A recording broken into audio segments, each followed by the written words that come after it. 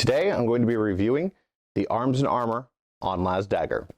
The Aunlaz Dagger is a unique and identifiable style of dagger, notable by the shape of its hilt and pommel. Known by other names also, such as Antenna Dagger, it's referenced as the Quillian Dagger by the Royal Armories. It's an aesthetic that is vaguely reminiscent of anthropomorphic Iron Age weapons. The guard and pommel sweep away from the grip, making this distinct curl at the end of each bar. Similar in profile to Basillards, Aunlaz daggers were often found with this curl here wrapped around another piece of metal, such as more steel or copper or latin. Though this forward sweeping curl to the crossguard is reminiscent of many different types of daggers, the Aunlaz is very distinct for having a pommel that is nearly symmetrical and opposite the design to the Quillian. It has a double edge, flattened diamond blade, which tapers to a strong point. Visual and archaeological finds place this dagger in use as early as the 12th century, and goes until the end of the 14th when its popularity declined. This dagger came out of the box clean and shiny, with the finish that you see here. I've done nothing extra to it. As I said, it's not sharpened to an edge. You can't shave with it or cut paper. I have no expertise with steel types myself, but I am assured it will hold an edge if applied. Make no mistake, it's still a functional dagger of solid construction, and it can hurt or kill anyone you stab with it. So here's your general disclaimer: don't stab people.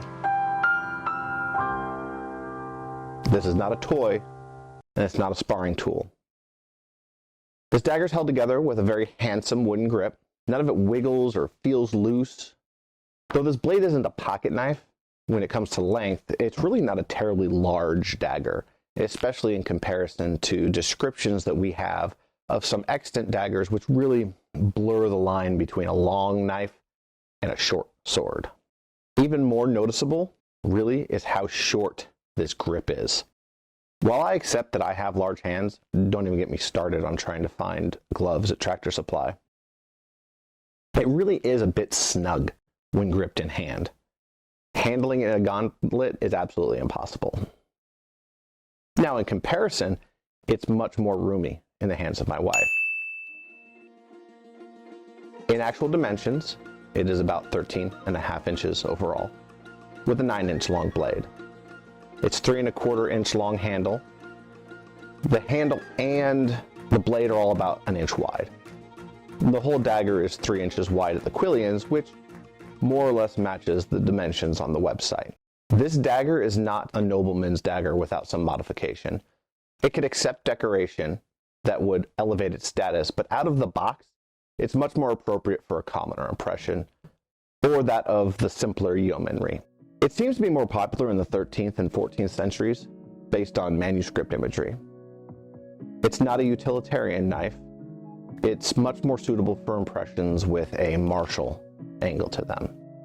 So think of an armored impression, but of a simpler man-at-arms, or maybe a peasant levy.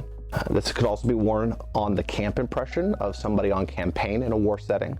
It could also be used as part of a para-martial impression where you think there might be a tussle, such as a forester or someone traveling on dangerous roads. And then think of something you might grab in response to the hue and cry. Things like that. As I mentioned a few times before, this is a functional dagger, and so all of the care and consideration is required when wearing this dagger, such as not wearing it with an impression where some friendly combat is expected to happen.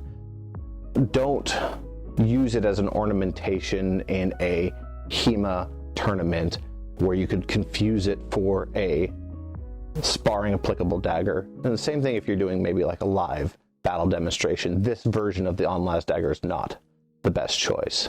Overall, I'm incredibly happy with this dagger. I was fortunate to have won it as part of a Swords Without Borders fundraiser years and years ago now.